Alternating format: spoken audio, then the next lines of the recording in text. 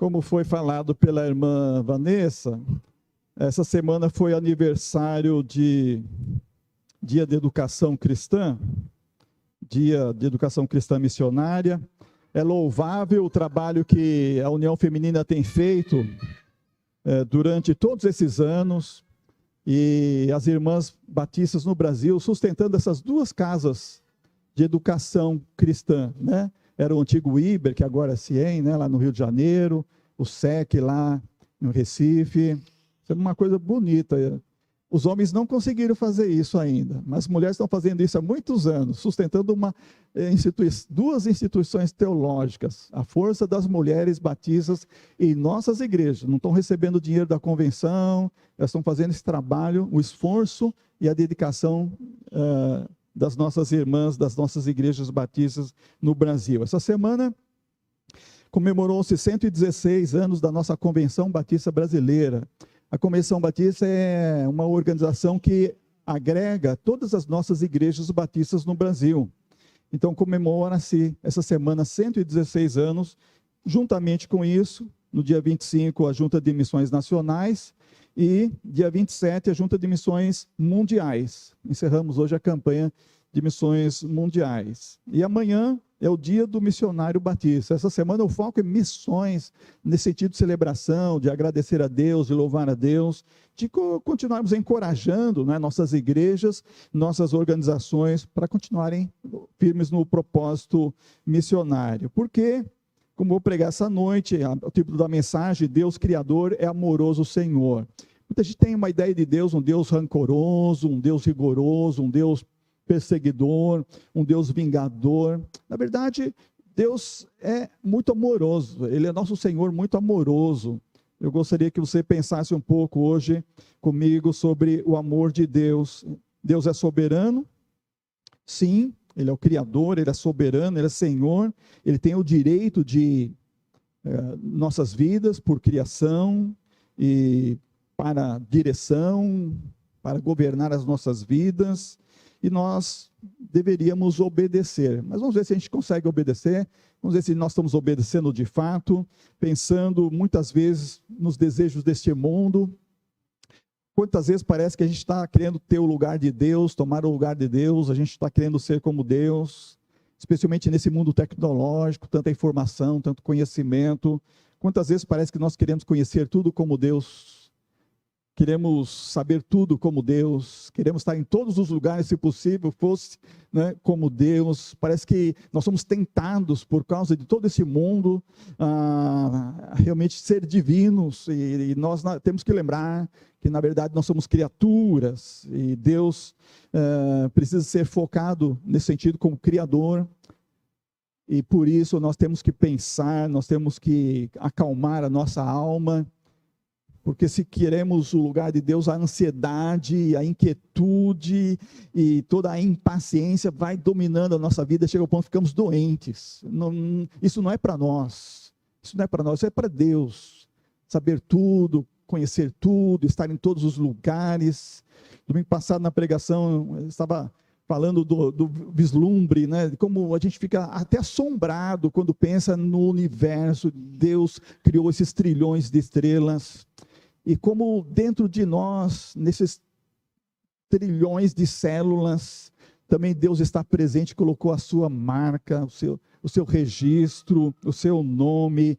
Então, desde o universo até o mais íntimo de cada uma das nossas células, nós percebemos Deus, e isso é tão assombroso ou maravilhoso. E nós precisamos lidar com isso, de maneira que possamos evitar a ansiedade, a impaciência e tantas doenças hoje comuns deste século, porque as pessoas não estão se submetendo a Deus. A Carla Juliana, na sua devocional ontem do Manancial, hoje 25, né, falando sobre Deus onisciente e onipresente, e ela lembra que nós precisamos, neste mundo virtual, de acesso a tanta conhecimento, devemos lembrar que o que faz a gente sofrer com toda essa falta de concentração, que muitas crianças estão sofrendo, falta de concentração, ou ansiedade, ou impaciência, é resultado de querer conhecer tudo, saber tudo, estar em todos os lugares, por causa de todo esse avanço tecnológico. Mas ela lembra, nós precisamos concentrar em Deus, porque Deus é a única fonte inesgotável de tudo. E nós precisamos ser humildes em reconhecer nossas limitações. Somos criaturas e precisamos disso para ter uma vida mental, uma vida espiritual saudável. Então vamos pensar nisso, que Deus é criador e amoroso Senhor, e nós só temos a ganhar se colocamos Deus de fato no nosso trono, como aquele que é Senhor soberano, criador, mas também amoroso. Primeiramente, Deus é soberano sobre as criaturas, porque Ele é o Criador. Então, todos nós somos chamados criaturas. Há um hino que está no nosso hinário do culto cristão, eu ainda quero aprendê-lo e cantar com os irmãos aqui. E ele começa assim, vós, criaturas de Deus Pai. Fala sobre o louvor, sobre exultar na presença do Senhor. Fala, ó, vós, criaturas de Deus Pai. Muito lindo a música. E nós somos essas criaturas de Deus Pai. Deus nos criou para a sua glória. Como nós precisamos entender a sua soberania de Criador. Nós precisamos entender que estamos no mundo como criaturas e nós devemos obedecer o Criador. A doutrina da obediência está muito assim esquecida. Pouco se fala em obedecer em nosso mundo, e especialmente obedecer a Deus. Mas Ele é o Deus grandioso, Ele é o grande eu sou. E nós precisamos entender isso, relembrar isso, precisamos recordar isso cada dia. Quando lemos a história do povo de Deus, a começar de Abraão, e lá em Gênesis capítulo 15, Deus se revela a ele e diz, eu sou o teu escudo, o teu grandíssimo galardão, não temas, Abraão. Quando nós temos Deus no coração, como nosso Senhor, não só como Criador, nós podemos descansar o nosso coração, não temer nada, não ser espantado por nada deste mundo. Ainda na sua velhice, lá no capítulo 17 de Gênesis, embora velhice a gente fala hoje, mas a gente sabe que ele viveu quase 130 anos, Abraão, na idade de 99 anos, Deus fala com ele, anda na minha presença e ser perfeito. Ele já estava andando bastante tempo com Deus, e agora quase completando 100 anos, Deus fala, eu sou o Deus Todo-Poderoso, anda na minha presença e ser perfeito. Não tem idade para andar na presença do Senhor. Desde a criança, até nós adultos, até os mais vividos, precisamos andar na presença do Senhor. Não sabemos quando Deus irá chamar a nossa senha, como disse a Cidinha, né? Deus não chamou a senha dela esses dias. Alguém falou que colocou lá no último, né? Voltou lá para o fim da fila. De manhã eu estava falando de uma francesa que completou 122 anos, né, Cidinha? A Cidinha viu a reportagem também falando sobre aquela francesa.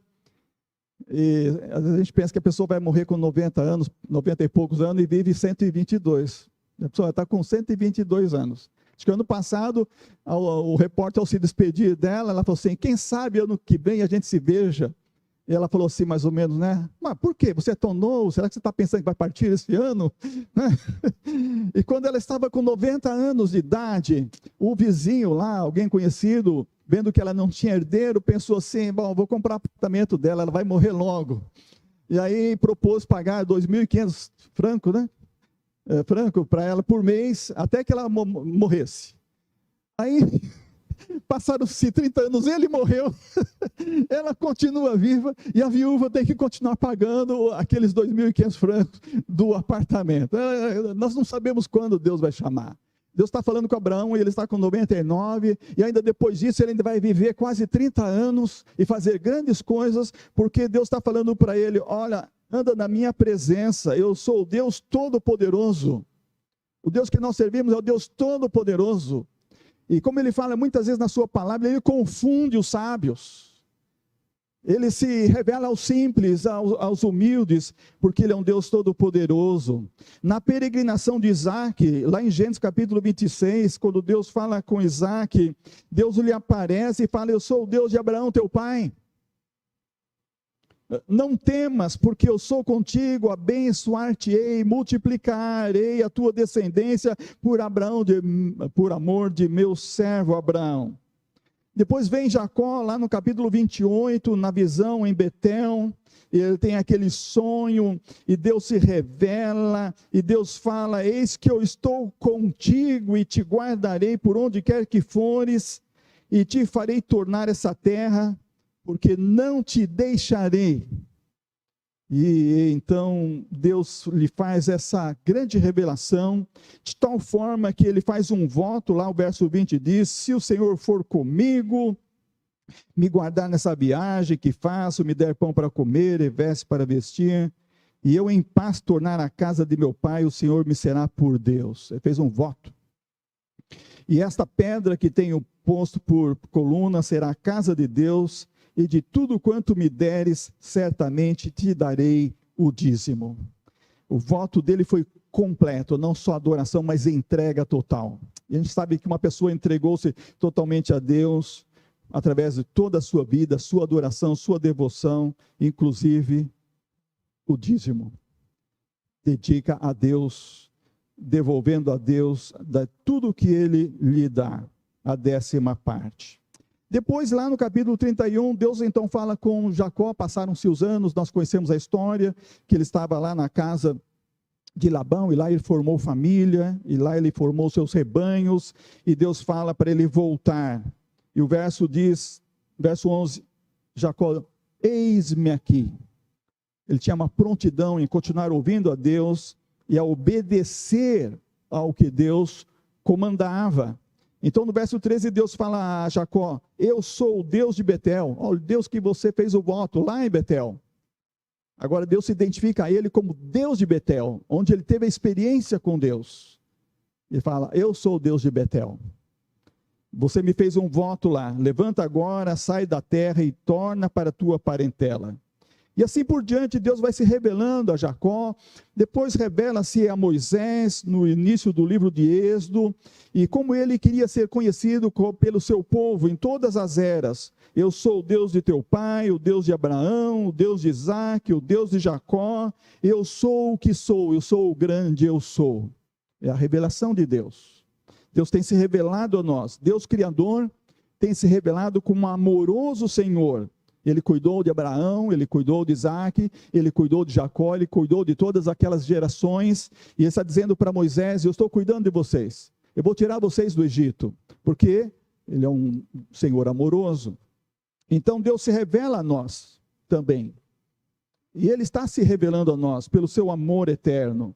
O Salmo 46, versículo 10 diz: aquietai-vos e sabei que eu sou Deus, sou exaltado entre as nações, sou exaltado na terra. Sabei que eu sou Deus. Quando Jesus veio ao mundo, ele fez revelação de si mesmo como o próprio eu sou, o grande eu sou, o grande Deus. Em João capítulo 4, respondendo à mulher samaritana, ele disse: eu sou o Messias, eu sou o Cristo que vocês estão esperando.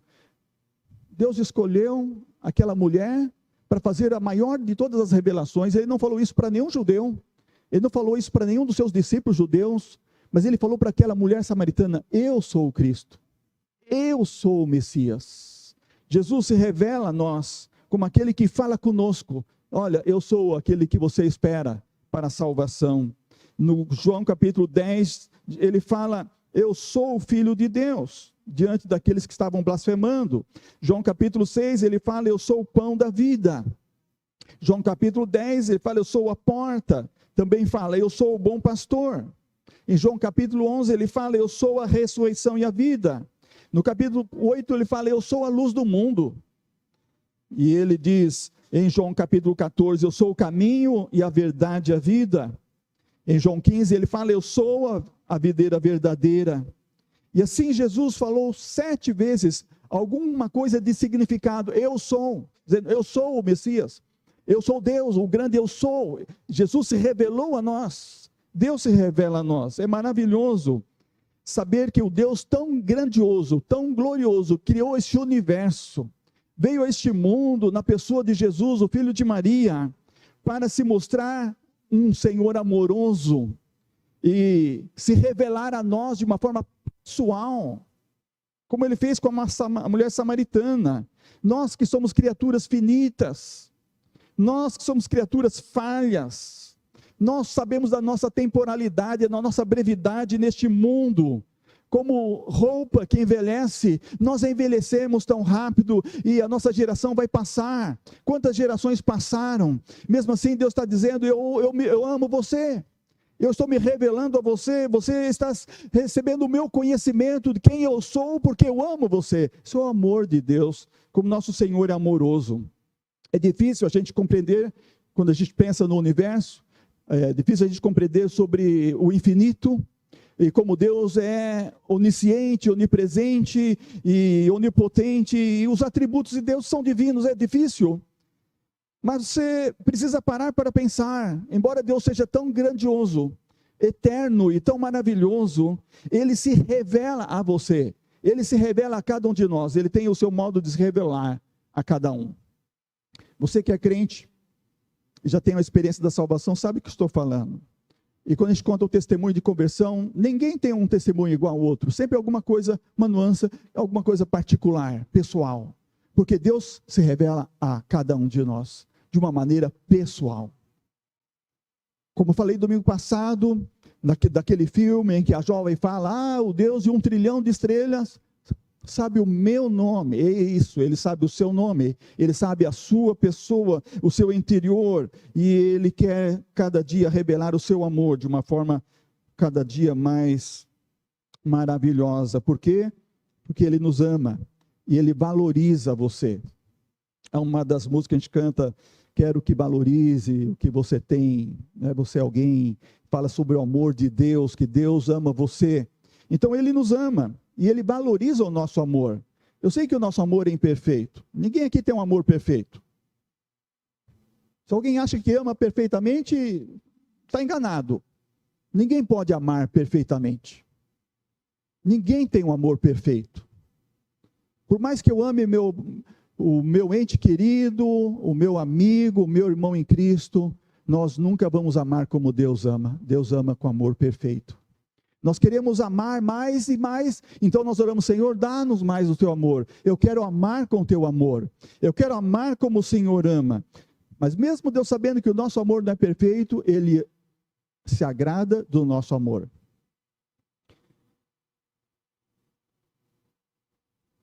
Foi Tozer quem escreveu algo sobre isso, e ele falando sobre como Deus nos entende, e Deus é amável, e como Ele tem boa vontade para conosco. Tozer desenvolve a ideia que não é difícil agradar a Deus, embora nós não podemos satisfazê-lo plenamente, mas nós podemos agradá-lo. Quando mesmo Deus está nos disciplinando, Ele lembra que Deus está fazendo alguma coisa com um sorriso orgulhoso e afável de um pai, não de um Deus, mas de um pai que ama o seu filho, com o objetivo de torná-lo cada dia mais semelhante a Ele, a pertencer a Ele. E esta é a melhor das notícias, que Deus nos ama por nós, apesar de nós, sendo nós quem somos, Ele valoriza o nosso amor. Mais do que Ele valoriza o universo, porque o universo foi criado, mas não foi a imagem de Deus. Nós somos criados à imagem de Deus. Deus valoriza mais o nosso amor do que todo esse universo, com toda a sua beleza e riqueza. Ele se lembra da nossa estrutura, Ele sabe que somos pó, mas Ele nos ama, e Ele se agrada do nosso amor. Esse é o nosso Deus Criador, amoroso Senhor. É maravilhoso. E nós, como cristãos, não podemos negligenciar isso. Nós precisamos reconhecer isso, que Deus nos ama, e que nós precisamos a cada manhã nos submeter a Ele e agradecer a Ele, porque Ele nos conhece, e Ele nos conhece infinitamente, e todo o nosso interior, e as coisas visíveis ou as coisas invisíveis. Ele nos amou até a morte, e Ele espera que nós também tenhamos um compromisso, como o compromisso de Jacó, um compromisso de quem está pronto para obedecer. Levanta, Jacó, volta para a sua terra, volta para a casa da tua parentela, cumpre o teu voto, edifica o altar, e ali na casa de Betel, adora o Senhor. Então Deus é um Deus soberano sobre nós criaturas, e Ele tem o direito de conduzir a nós criaturas. Ele tem o direito. Tim Gastensen, numa meditação, escreveu sobre uma coisa interessante, como aquela experiência de Jacó se aplicou na vida de um jovem americano. Jacó estava fugindo de Esaú, e por isso ele teve aquela visão lá em Betel, e ele fez aquele voto de que Deus seria o seu Deus, se o guardasse, o sustentasse, o abençoasse durante toda a jornada. E fala de Adri, que comprou um casaco de lã para o seu pai, já idoso, mas ele morreu antes de poder usar o casaco. E por isso ela enfiou uma nota de encorajamento em uma doação com dinheiro no bolso do casaco e doou para a caridade. A 150 quilômetros de lá, estava um jovem chamado Cássio, não mais suportando a desfuncionalidade familiar, e ele resolveu sair de sua casa e foi buscar abrigo na casa da sua avó, a avó que sempre orava por ele. Horas depois, descendo do ônibus, estava muito frio, a avó o abraçou, tentando protegê-lo do vento invernal, e disse para ele: temos que arranjar um casaco. E foram à loja de roupas usadas. Cássio experimentou um casaco que gostou, e ao colocar as mãos no bolso, encontrou um envelope com dinheiro e o bilhete de Adri. Assim como Jacó fugiu de sua família disfuncional, temendo por sua vida, esse jovem também encontra naquela experiência, no encontro daquela nota, daquele envelope, Deus se revelando a ele como que se fosse um sonho, e como que estivesse dizendo aquelas palavras de Jacó: se Deus for comigo e me proteger e me providenciar alimento e roupa. Cássio leva aquela nota de Adri por onde quer que vá, para lembrar de que Deus se importa, de que Deus está presente. Talvez você tenha alguma experiência semelhante, parecida, de Deus falou com você, mostrou a você na sua vida: ó, estou presente, você não está sozinho. Como Jacó, naquela peregrinação, Deus se revelou a ele. É importante entender isso, que Deus tem o direito de nos conduzir, se nós nos submetemos a Ele, se nós nos rendemos ao seu amor, porque por amor Ele nos criou, Ele nos sustenta, e Ele quer nos dirigir para uma vida feliz. Terceiro e último lugar, não só Deus é soberano sobre as criaturas, Deus tem o direito de conduzir as criaturas, Deus tem direito à obediência da criatura. Nós precisamos guardar isso no coração, na nossa mente, toda manhã. Devo obedecer a Deus. O problema de muita gente ir para o inferno não é ter o conhecimento de Deus. Tem o conhecimento de Deus, mas não querer obedecer a Deus. O inferno está cheio de gente desobediente. Conheceu a Deus, Deus revelou o seu amor, mas não quis obedecer a Deus. O Novo Testamento, nas suas listas de pecados e de pessoas que irão para o inferno, está lá os irrepreensíveis, os desobedientes, aqueles que cometeram aqueles vários tipos de pecado que Deus tanto abominou durante toda a história e chamou os homens a uma vida de obediência. Nós devemos fazer a vontade de Deus, aprender a fazer a vontade de Deus, a nossa vontade. Tozer também, em outro dos seus escritos, falando sobre como o nosso único direito, se a gente pode dizer que a gente tem um direito de criatura, nosso único direito é transformar nossas vontades na vontade de Deus. Esse é o nosso direito. Fazer a vontade do Senhor, porque Ele é o Criador, porque Ele é o único autossuficiente, Ele é o único que tem todo o poder, e Ele pode guiar as nossas vidas e pode comandar as nossas vidas de uma forma feliz. Nós precisamos nos render a Ele. O pecado da autossuficiência é um dos pecados mais comuns hoje em dia. tem se manifestado de muitas formas diferentes em nossas vidas. Por exemplo, quando nós assumimos mais responsabilidades do que somos capazes de lidar. Isso também é uma devocional da Carla Juliana Mello, nesses dias que nós compartilhamos o manancial. Ela fala, quando nós fazemos isso, assumimos mais responsabilidades do que somos capazes. Nós estamos tomando o lugar de Deus, que é o Criador, que é o único que é autossuficiente. Ou quando nós atribuímos a nós mesmos as nossas conquistas, não damos a glória devida a Deus. Ou quando queremos controlar e governar a nossa própria vida, estamos tomando o lugar de Deus. Ou até mesmo quando não queremos reconhecer que estamos cansados e precisamos de descanso. Nós pecamos porque queremos tomar uma situação que não é nossa, de divindade. Nós precisamos entregar o nosso fardo a Deus. Nós não podemos carregar fardo pesado. Se o fardo está pesado, nós precisamos colocar aos pés de Jesus. Nós precisamos fazer como que um servo se achega ao seu Senhor e coloca diante dele as suas limitações, as suas fraquezas, e quer realmente viver uma vida plena, uma vida abundante, uma vida de total dependência no seu Senhor. Lembra de Jesus falando em Mateus capítulo 11? Vinde a mim, todos os que estão cansados e oprimidos, eu vos aliviarei. Tomem sobre vós o meu jugo e aprendam de mim, que sou manso e humilde de coração, e encontrareis descanso para as vossas almas, porque o meu jugo é suave e o meu fardo é leve.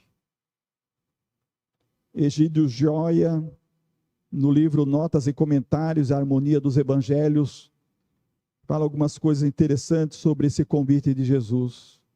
Primeiro, porque ele é um convite universal, é para todas as criaturas humanas, todas as criaturas. Todos os tempos, de todos os lugares, todas as raças, Jesus oferece alívio dos seus pecados. Ele oferece alívio da sua opressão, da sua escravidão no pecado. Jesus está dizendo, vinde a mim. Não está dizendo, vai à lei, não, vai aos santos, vai à Virgem Maria. Nós falamos, vinde a mim. É Ele que pode aliviar todo aquele que crê nele.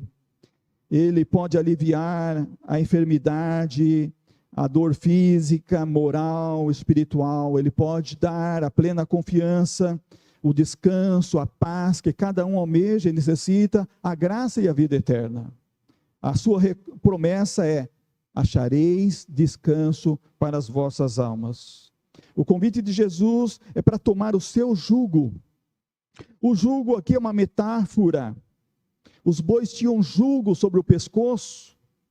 Os homens, usando a inteligência, podiam, não pela força, mas pela inteligência, guiar os bois no trabalho duro.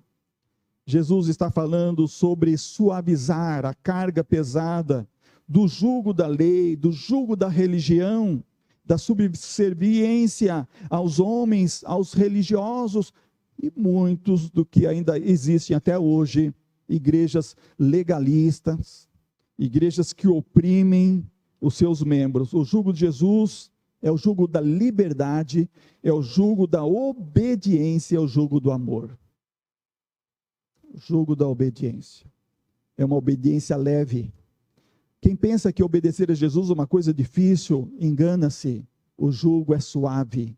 Podemos aprender com seu amor, que Ele nos governará, não rigorosamente, não asperamente, não violentamente. Ele nos governa suave, dócil e amorosamente. Esse é o jugo de Jesus. E aprender dele significa que podemos desenvolver um coração humilde, podemos aprender de Jesus a respeito da graça de Deus e cada dia conhecer melhor esse Deus maravilhoso que arranca de nosso coração as trevas do pecado, que tira toda a nossa ignorância e faz-nos entender como obedecer os seus mandamentos é uma coisa boa, como podemos encontrar a verdade, como podemos nos libertar de toda a escravidão do pecado, como podemos entender mais e mais o amor infinito de Deus em nossa vida, como nós podemos receber de Deus, o Criador, a sua maravilhosa graça, perdão e favor. Precisamos aprender a corrigir nossas ações, cada dia nos concentrando em que somos criação de Deus, somos criaturas.